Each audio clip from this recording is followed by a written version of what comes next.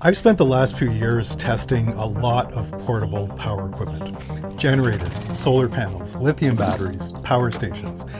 And after using all of this gear in my off-grid cabin, I've learned a couple of things. It's easy to get caught up in the numbers. More watts, more battery capacity, the newest tech, the latest features. But some of the most important things I've learned over the years has nothing to do with specs. I brought some music gear up. This is going to be a music holiday. It's the little details, the things that are easy to overlook. And sometimes those little details can save you money, protect your equipment, and make your entire off-grid setup work better. So today I want to share some of the biggest lessons I've learned from years of using portable power.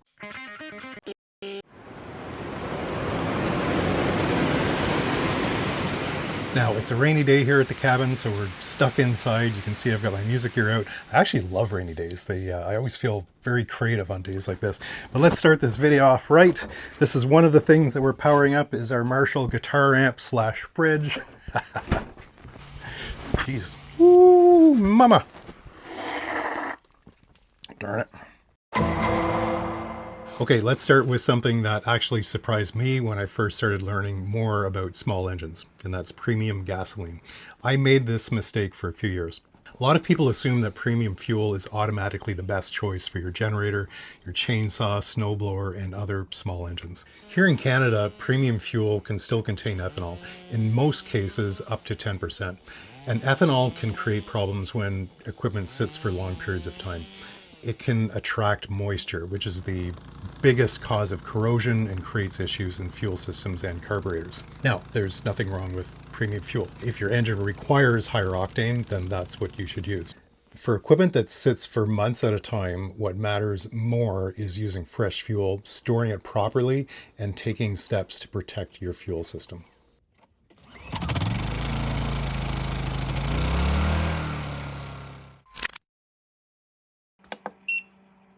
One of the biggest advantages of a power station like my EcoFlow Delta 2 Max is that it provides clean inverter power, pure sine wave power, which is ideal for sensitive electronics. But here's where things get interesting, is pass-through charging. Let's say you have a generator running and you plug that generator into your power station to recharge it. Then you plug in your laptop, camera batteries, and other electronics into the power station while it's recharging. It seems logical to assume that the power station is taking that incoming electricity, cleaning it up, and then sending out perfect inverter power.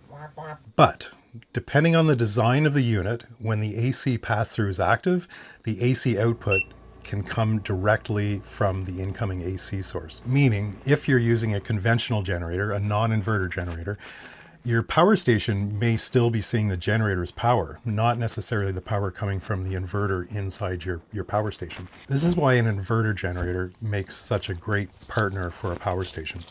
Now, a generator like my Honda EU 2200i is already producing clean power before it ever reaches the battery. That's why I like it. I've said it many times in this channel, an inverter generator is your best choice. Whether it's the Honda or another one, do yourself a favor, protect your equipment.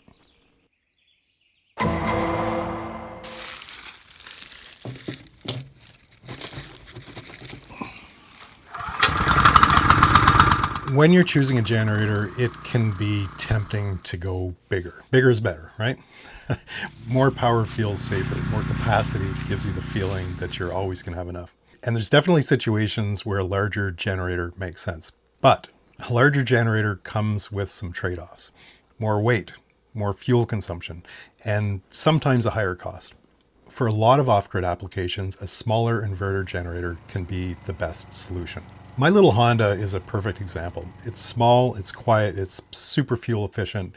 It's so easy to move around, which I love, and it actually handles everything that I need it to do, except for my wood splitter. That's the one thing it won't power. The key is understanding your actual power requirements instead of simply buying the biggest generator that's on the shelf at Home Depot.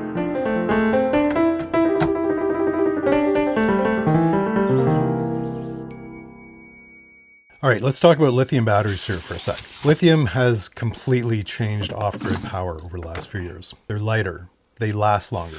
They provide incredible performance compared to older battery tech that most of us grew up with. But they still need some care. And one of the things is long-term storage at 100% is never ideal. If you're putting a battery away for weeks or especially for months, keeping it at a partial charge is important. Most companies recommend between 20 and 80%. If you're somewhere in that range, you're going to be okay. And the other thing that's important is the temperature, especially in colder climates like here in Canada. This is something that's so easy to overlook because lithium batteries are so reliable, right? We just sit in the background and we just sort of forget about them. They're doing their thing. But taking a few extra steps before storing them can help protect your investment and extend the life of the battery. Even though these things are rated for up to 10 years, it doesn't mean you're going to get that decade out of them if you're not using them properly.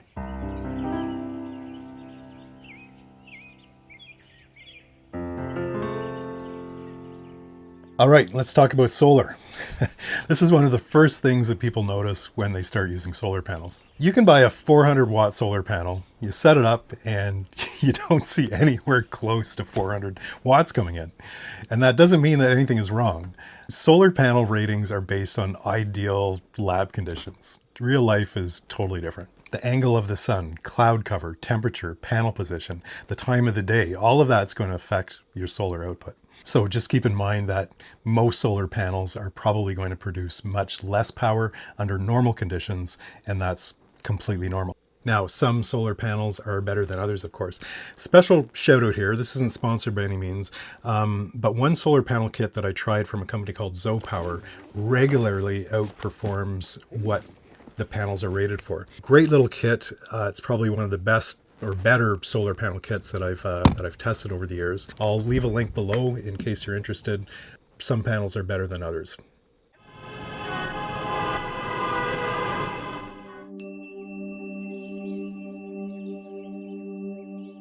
Now, we're always in a hurry, aren't we? Especially when we're in the city and we're rushing through traffic to get up to the cabin so we can just calm down and relax, slow down. Let's talk about charging, fast charging, especially with power stations. It's so convenient. You can plug in your EcoFlow and have it charged up almost an hour later. And sometimes that's exactly what you need. You got to use it right now, and the power stations are designed to do that. They can do that. But if I'm running my Honda, I don't always want the fastest possible charge rate. For example, if I'm just chilling here in the cabin and I've got plenty of time, there may be no reason to run the generator at maximum output just to charge the battery a little bit faster. Usually when I use my generator, it's at night, so it powers my lights, powers the cabin while it's charging up my batteries. That works for me, and I like to keep it at around, 1200 watts, 1300 watts is comfortable and less strain on the generator.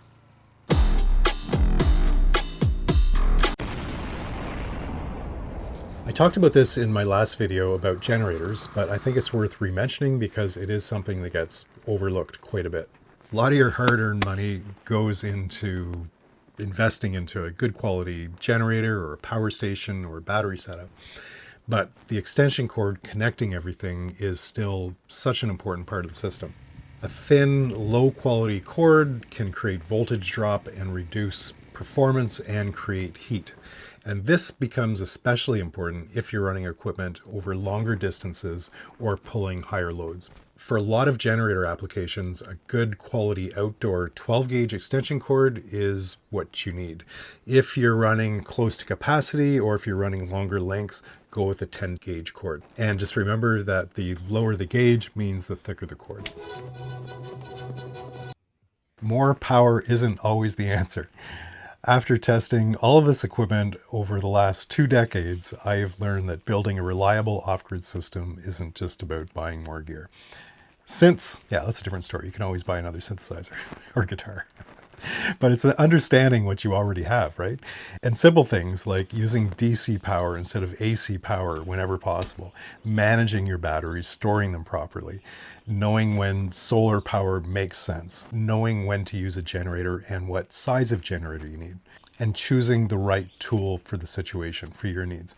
The best setup isn't necessarily the biggest, and it isn't always the most expensive, The best setup is the one that works reliably when you need it. And I think you is the key word. What are your needs? What do you actually need for your power? Figure that out before you start making your purchases. You can pick up a tool like a kilowatt meter. I'll leave a link in the description below.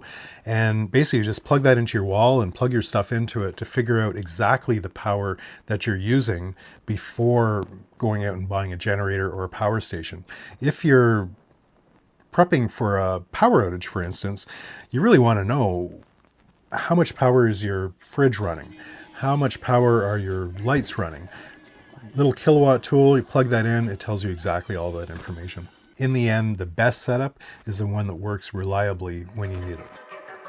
Oh, very nice. Very nice.